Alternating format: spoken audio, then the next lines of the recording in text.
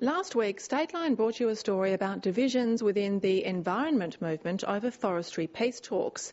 Now cracks in the industry sector are widening. Forestry giant Gunns has decided to quit the lobby group, the Forest Industries Association. Yesterday, company chief Greg L'Estrange reaffirmed Gunns' intention to get out of native forest logging completely. The industry group has attacked the plan. I spoke to industry analyst Robert Eastment about the rift earlier today. Robert Eastment, welcome. With or without the round table, the complexion of forestry industry in Tasmania has changed dramatically, hasn't it, with Gunns' recent announcement that environmentalists have basically won the war on native forest logging? Look, I don't think it's going to be a question of winning or losing. I think there's a realisation that the future is in plantations. Gunns does have an extensive plantation resource, and there's less of a future long-term on native forest production, whether it's wood chips, solid wood, whatever. Given that Gunns did take the lion's share of the native forest resource, in your view, is the round table now actually necessary?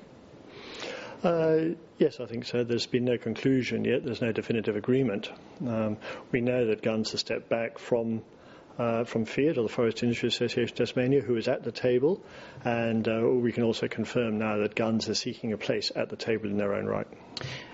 The Gunns are now seeking a seat at the table in their own right? Correct.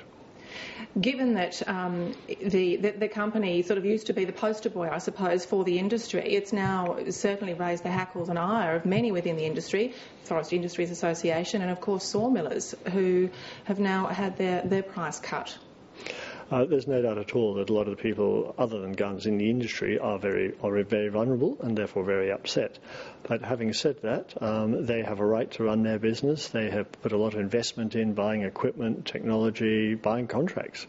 So they themselves will need to be looked after in some form. As a result of the power that Gunns has had and the strength that it's had in the industry, as a consequence of them changing their direction, by virtue of any move that they make, does it potentially squeeze anyone out who doesn't go along with them? That's a hard question, Gerard, because we don't know what the result's going to be yet of the final negotiation. Gunns have taken a choice to step back into plantations, and they're doing that for a number of reasons, and one of them is to make a huge effort to work with the community and environmental movements. But having said that, there's a lot of industry there themselves of various sizes. Now, some of them, it appears, will be squeezed out, but I think for the majority of them, they do need to find a future for them. From what Greg L'Estrange was saying yesterday, though, in his view, there is no market for native forest wood chips outside of places such as China anymore. There's two other markets that we sell the native forest wood chip to, other than China, unless excluding Japan, of course.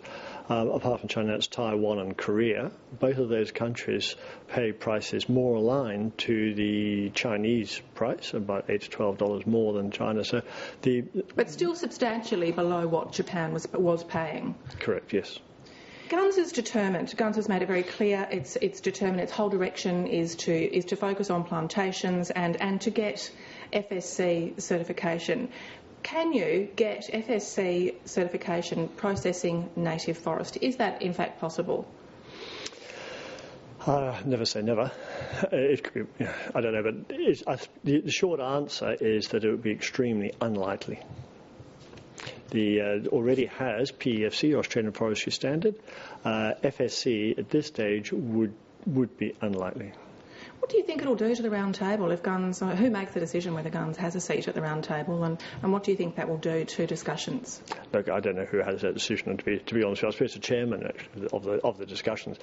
But I would say that Gunns is saying that they want to change, they're willing to embrace change, and therefore they're asking to be at the table. Will they get on the table? I would expect that they will find a way to put them there, even at this late stage. Because they've expressed a willingness to work with environmentalists?